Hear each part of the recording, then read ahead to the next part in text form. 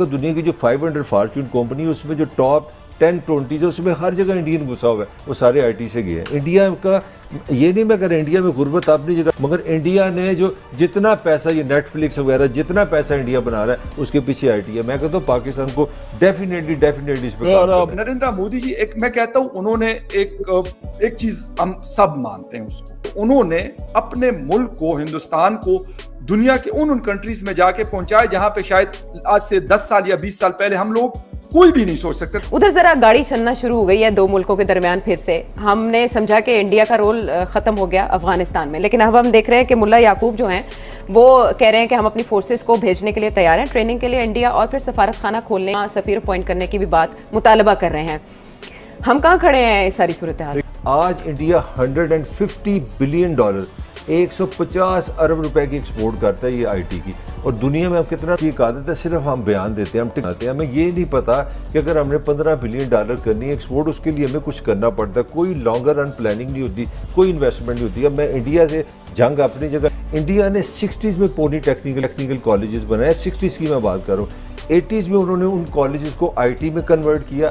आज India $150 billion 150 अरब रुपए की एक्सपोर्ट करता है ये आईटी की, और दुनिया में अब कितना नाम है सऊदी अरब का टोटल तेल जो बेचता है $110 बिलियन का बेचता है। इंडिया इस वक्त दुनिया की 5th लार्जेस्ट इकॉनमी है, दुनिया की 5th लार्जेस्ट इकॉनमी है, और पाकिस्तान में लड़ाई हो रही है, $1 की हम लड़ाई लड़ रहे हैं। आपको पता है इंडिया के फॉरेन रिजर्व कितने? $600 बिलियन। तो मैं कहना क्या चाह रहा हूँ, उन्होंने चलो किसी ने इन्वेस्ट किया, ये नेहरू का विजन था 60s का, अब्दुल कलाम आज़ाद का, कि हमने आईटी की तरफ जाना है। मुझे आप बता दें, आज मैं आपको डाटा देता हूँ, पाकिस्तान तलीम पे खर्च करने वाला दुनिया के लोएस्ट 20 कंट्रीज में है। पैसा आपने लगाना नहीं, तलीम पे पैसा लगाना नहीं, $15 बिलियन कहाँ से आएंगे, इसका मुझे आप जवाब नहीं। लेकिन मलिक साहब, ये थी ना आपकी प्रायोरिटी, वो जो आतिफ मियाँ भी कहता था, जब आप 3.5 मिलियन का एक ये इंडिया की सिलिकॉन वैली आईटी की जो सिलिकॉन वैली है ना, इसके मुकाबले में जरा अपनी ये मेट्रो ट्रेन भी तो दिखाए ना, हमने नहीं बनाई। वो बेकार है, आपने बम चलाया, लोगों की जान निकाली है, 300 रम खा गया किसी खाते में। आप मुझे ये बताएं भट्टी साहब, अब सुन ले, सिलिकॉन वैली दुनिया में, कैलिफोर्निया में कितनी मशहूर है। मैं डाटा देख रहा था, 6% जो वर्क फोर्स है वो इंडियन है, और इस वक्त दुनिया की जो 500 फॉर्च्यून कंपनी है उसमें जो टॉप 10-20 है उसमें हर जगह इंडियन घुसा हुआ है, वो सारे आईटी से गए हैं। इंडिया का ये नहीं मैं कह रहा इंडिया में गुर्बत अपनी जगह, सारे गंद अपनी जगह, मगर इंडिया ने जो जितना पैसा ये नेटफ्लिक्स वगैरह जितना पैसा इंडिया बना रहा है उसके पीछे आईटी है। मैं कहता हूँ पाकिस्तान को डेफिनेटली इस पर पागल है। पाकिस्तान में जितना मंशियात से ज्यादा पैसा चंद खानदानों के पास है। भट्टी साहब 22 करोड़ का भी सोसाइटी बनाए, भट्टी आप प्राइवेट स्कूल है, प्राइवेट अस्पताल बनाए, प्राइवेट कॉलेज बनाए। ये 2-4 कॉलेज है, पता नहीं कि यूनिफिकेशन कौन सा कॉलेज नया खुला है, वो दिनों में अरबपति हो गया। मुझे उसका एक मुलाजा मिल गया, कादी साहब कहता है उसकी कोई इंडस्ट्री थी, यार ये खरबोपति हो गया। एक शॉर्ट सुनिएगा, हुकूमत नहीं पढ़ाएगी तो ऐसे शॉर्ट सुनिएगा पीएम साहब।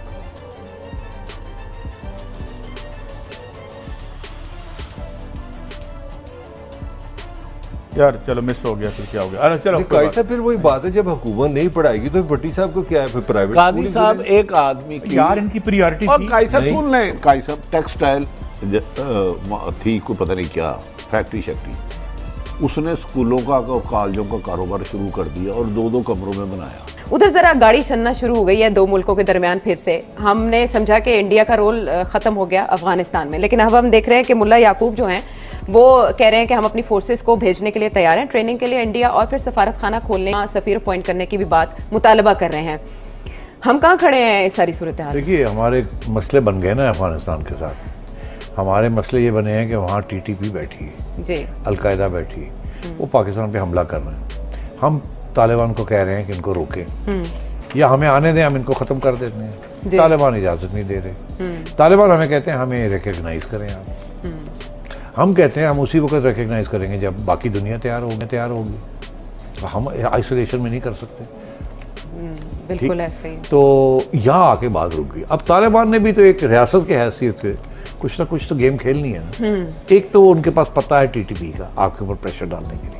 अब उन्होंने इंडिया के साथ तल्लुकात खोल लिए और उसकी 2 वजूहत है। एक ये कि जितना वो इंडिया की तरफ झुकेंगे उतना आपको तकलीफ होगी और आप फिर नरमी की तरफ नरम होंगे इनके साथ, जो रवैया आपका होना है। तो ये एक डिप्लोमेसी में ये होता है कि आपका दुश्मन जो अगर मैं उसके साथ दोस्ती करूं तो आपको तकलीफ होती है, आप आगे आते हैं वापस। Enemy of my enemy is my friend. तो अब आई तो एक तो ये, दूसरा ये एक और भी बड़ी इंपॉर्टेंट चीज़ जी, वो ये है कि इंडिया के साथ अफगानिस्तान लैंडलॉक्ड कंट्री है।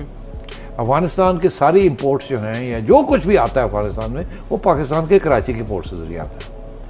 अफगानिस्तान की हमेशा ये कोशिश रही है कि इतनी डिपेंडेंसी पाकिस्तान पे नहीं होनी चाहिए, क्योंकि जब चाहे वो बंद कर दे टैप को, नाला बंद, नलका बंद कर दे तो अफगानिस्तान, इसीलिए यहाँ से स्मगलिंग होती है, वीट भी आती है जाती है, हर किस्म की चीज़ें होती हैं। तो बड़ा डिपेंडेंसी है पाकिस्तान के ऊपर। वो चाहते हैं कि डिपेंडेंसी कम, और ये सिर्फ तालिबान नहीं, हर अफगान हुकूमत की ये कोशिश रही है अशरफ कि गनी साहब भी हमें काबुल से जी और पेशावर से हमें रास्ता मिले all the way to India, Wagah border से जी। और वो कहते हैं कि जो तजारत अफगानिस्तान ने और इंडिया ने करनी है, जो आमदोरफ्त है आना और जाना, उससे पाकिस्तान हमें फंस दे, वहाँ से ट्रक चले इंडिया से, जो जिसने अफगानिस्तान आना है कोई चेकिंग नहीं होगी उसकी। अच्छा, वो हमारा माल है, हमने इंपोर्ट किया है, इंडिया हमें दे रहा है, आपका कोई हक नहीं है कि देखें इसमें क्या है। आप वो सील होके आता है ट्रक, आपने सील ट्रक को आगे जाने देना है, ठीक है, और वो अफगानिस्तान तक आएगा, और हमारा सील ट्रक जाएगा और वो इंडिया जाएगा।